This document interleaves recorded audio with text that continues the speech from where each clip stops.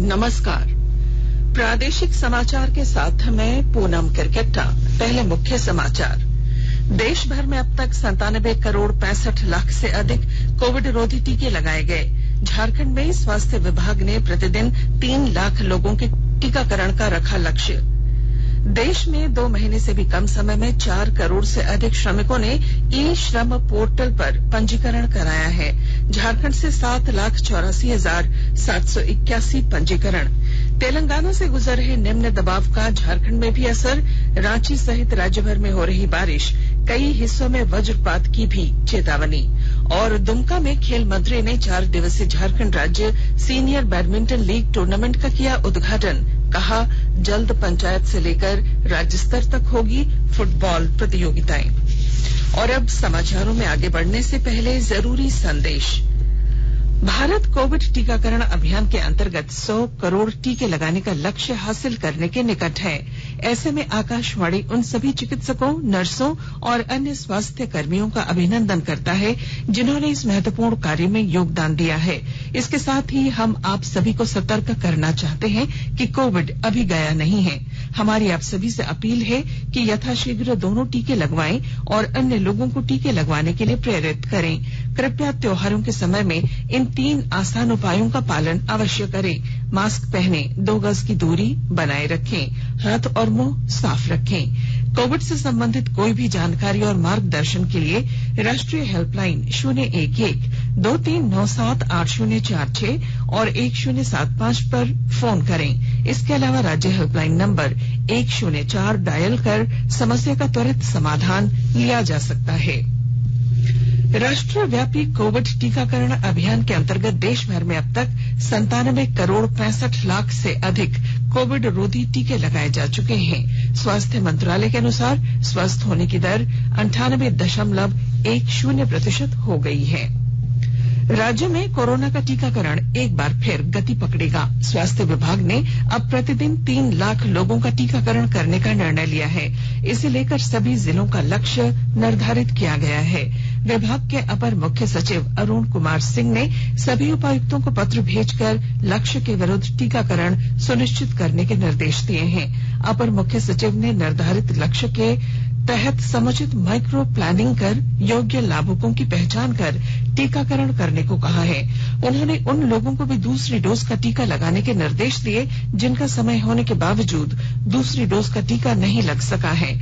अपर मुख्य सचिव ने जिला तथा पंचायत स्तर पर प्रतिदिन लक्ष्य प्राप्ति के लिए प्रत्येक सप्ताह के शुक्रवार, शनिवार और रविवार को विशेष सप्ताहांत टीकाकरण आयोजित करने को कहा है। झारखंड तेजी से कोरोना संक्रमण से मुक्त हो रहा है। पिछले 24 घंटों में 7 नए मरीज मिले हैं। सभी नए मरीज रांची के हैं। बाकी जिलों से एक भी नया मरीज नहीं मिला है, जबकि 8 लोग स्वस्थ हुए हैं। वहीं पिछले 24 घंटों में एक की भी मौत नहीं हुई। प्रदेश में सक्रिय मरीजों की संख्या 122 है, जबकि स्वस्थ होने की दर 98.49% है। केंद्र सरकार कोविड महामारी के दौरान लोगों की सुविधा के लिए बनाई गई राष्ट्रीय स्तर की हेल्पलाइन नंबर के बारे में लोगों को जागरूक कर रही है। कोविड संबंधी सवालों के जवाब के लिए स्वास्थ्य और परिवार कल्याण मंत्रालय की हेल्पलाइन 1075, राज्य हेल्पलाइन 104, महिला और बाल विकास मंत्रालय की चाइल्ड हेल्पलाइन 1098, वरिष्ठ नागरिकों के लिए हेल्पलाइन 14567, मनोवैज्ञानिक सहायता के लिए निम्हांस का नंबर है 080461100007, आयुष कोविड परामर्श हेल्पलाइन नंबर है 14443 और My Gov WhatsApp help desk number है 9013151515। देश में 2 महीने से भी कम समय में 4 करोड़ से अधिक श्रमिकों ने ई श्रम पोर्टल पर पंजीकरण कराया है। इनमें झारखंड से 7,84,781 श्रमिकों ने ई श्रम पोर्टल पर पंजीकरण कराया। झारखंड पूरे देश में 11वें स्थान पर है।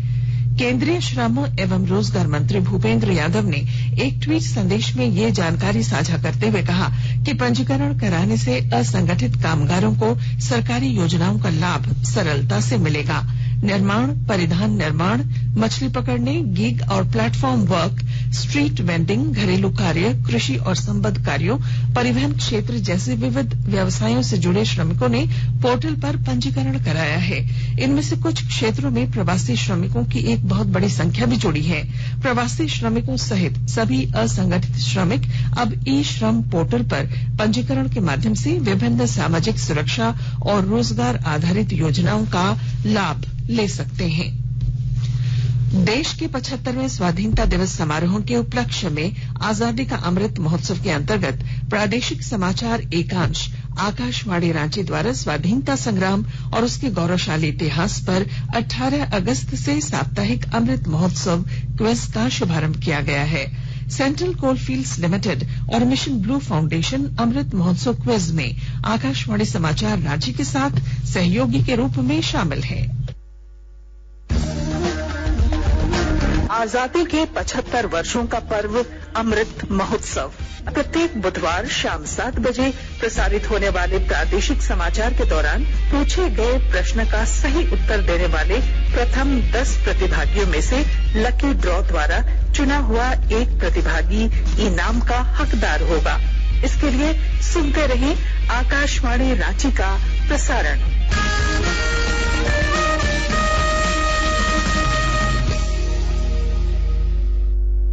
केंद्र सरकार ने कहा है कि प्याज, टमाटर और आलू के दाम पिछले साल के मुकाबले कम हैं। सरकार ने कहा है कि बफर स्टॉक बाजार में भेजने से प्याज के दाम स्थिर हो रहे हैं और आलू तथा टमाटर के दाम कम करने के प्रयास चल रहे हैं। बफर स्टॉक से प्याज अगस्त के अंतिम सप्ताह में जारी किया गया था। इसके परिणाम स्वरूप 14 अक्टूबर के प्याज के खुदरा दाम 42 रुपए से लेकर 57 रुपए प्रति किलो आ गए। राष्ट्रीय स्तर पर प्याज के औसत खुदरा दाम 37 रुपए 6 पैसे प्रति किलोग्राम है। मंत्रालय सभी राज्यों और केंद्र शासित प्रदेशों को 21 रुपए प्रति किलो भाव से प्याज उपलब्ध करा रहा है। इससे राज्य बाजार में कम कीमत पर प्याज उपलब्ध करा सकेंगे।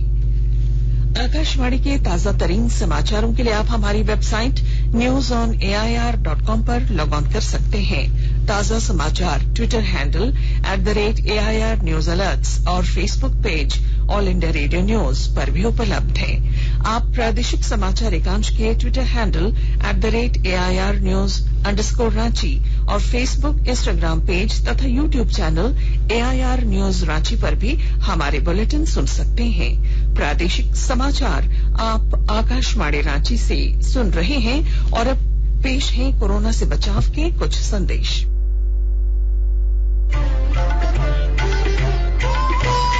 कोविड-19 से बचाव और सुरक्षित रहने के 3 उपाय। मास्क लगाएं, 2 गज दूरी है जरूरी, सुरक्षित दूरी रखें, हाथ और मुंह साफ रखें।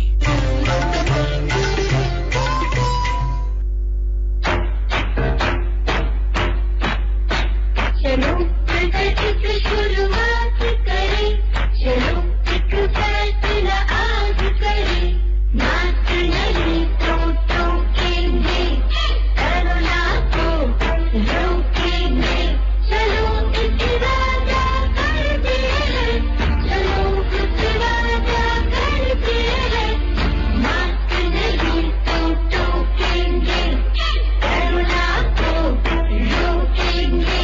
भारत सरकार द्वारा जनहित में जारी। प्रादेशिक समाचार में आपका फिर स्वागत है। तेलंगाना में आए चक्रवात का असर झारखंड में भी दिख रहा है। रांची समेत राज्य के कई हिस्सों में रुक रुक कर बारिश हो रही है। मौसम केंद्र रांची के वैज्ञानिक अभिषेक आनंद ने बताया है कि निम्न दबाव तेलंगाना और उत्तरी तेलंगाना में था, लेकिन इसका असर झारखंड में है। अगले 3 दिनों तक मौसम का मिजाज ऐसा ही रहेगा। मौसम विभाग ने वज्रपात की भी चेतावनी दी है। 21 अक्टूबर को मौसम शुष्क हो सकता है। अगले 3-4 दिनों में तापमान में 1 से 2 डिग्री सेल्सियस तक की गिरावट आ सकती है। कोविड काल में अनाथ हुए बच्चों को चिन्हित कर उन्हें सरकार की योजनाओं से लाभान्वित किया जा रहा है। गिरिडीह जिला प्रशासन ने कोरोना से अनाथ हुए 15 बच्चों को केंद्र सरकार की योजना का लाभ दिया है। अधिक जानकारी के साथ हमारे गिरिडीह संवाददाता। कोरोना से अनाथ हुए 15 बच्चों को गिरिडीह जिले में भारत सरकार की महत्वपूर्ण प्रायोजन योजना का लाभ दिया जा रहा है। गिरिडीह डीसी राहुल कुमार सिन्हा ने बताया कि कोरोना के कारण अपने माता पिता को खो चुके ऐसे 15 बच्चों को चिन्हित किया गया है। सभी बच्चों को 2000 रुपए प्रति माह दिया जा रहा है। उन्होंने बताया कि इस योजना का लाभ 18 वर्ष की उम्र तक दिया जाएगा। एक परिवार से अधिकतम 3 बच्चों का भरण पोषण करना है, जिनकी वार्षिक आय 75,000 रुपए से कम है। डीसी राहुल सिन्हा ने बताया कि इस प्रायोजन योजना का लाभ पूर्व में भी 60 बच्चों को दिया गया है। रमेश प्रभाकर, आकाशवाणी समाचार, गिरिडीह।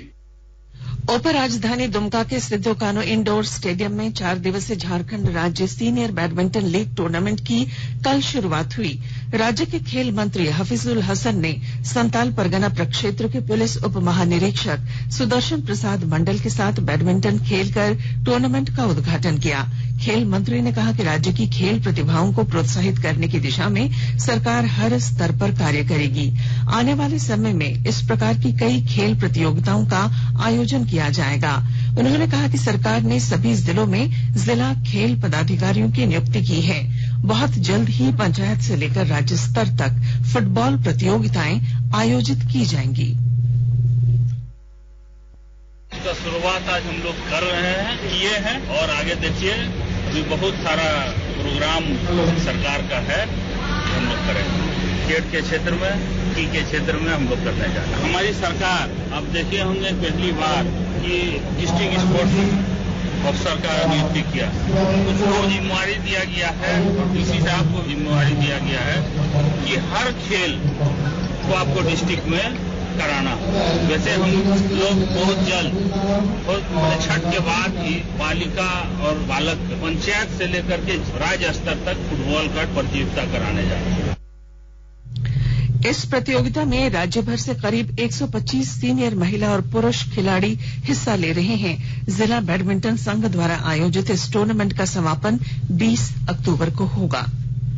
झारखंड राज्य खेल प्रोत्साहन सोसाइटी की 3 बालिका कैडेट का चयन अंडर 17 भारतीय team FIFA world cup football महिला वर्ग में हुआ है। इनमें रोशनी तिग्गा, निशिमा कुमारी और सुष्मिता कुमारी शामिल हैं। यह जमशेदपुर में चल रहे भारतीय टीम के कैंप में हिस्सा लेंगी। फीफा वर्ल्ड कप की संभावित टीम का हिस्सा बनने वाली JSSPS की 3 कैडेट 20 अक्टूबर तक कैंप में शामिल हो जाएंगी। ये तीनों 2017 से JSSPS में रहकर ट्रेनिंग ले रही थीं। और अब अखबारों की सुर्खियां। राज्य से प्रकाशित लगभग सभी अखबारों ने कश्मीर में आतंकियों के हमले में बिहार के 2 लोगों की मौत की खबर सुर्खियों में दी है। दैनिक भास्कर लिखता है, कश्मीर में दहशत, आतंकियों ने घर में घुसकर गैर कश्मीरियों पर गोलियां बरसाईं, बिहार के 2 लोगों की मौत। प्रभात खबर की सुर्खी है, आतंकवाद लगातार दूसरे दिन निशाने पर रहे गैर स्थानीय लोग। दैनिक जागरण ने लिखा है, बच्चों और किशोरों के टीकाकरण पर फैसला जल्द।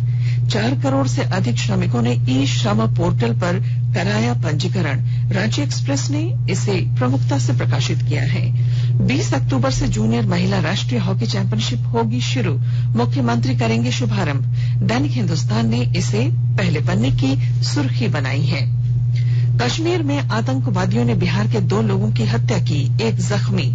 इसे अंग्रेजी अखबार द टाइम्स ऑफ इंडिया ने अपनी सुर्खी बनाई है, जबकि अंग्रेजी दैनिक हिंदुस्तान टाइम्स ने केरल में भूस्खलन से 21 लोगों की मौत की खबर अपने पहले पन्ने की सुर्खी बनाई।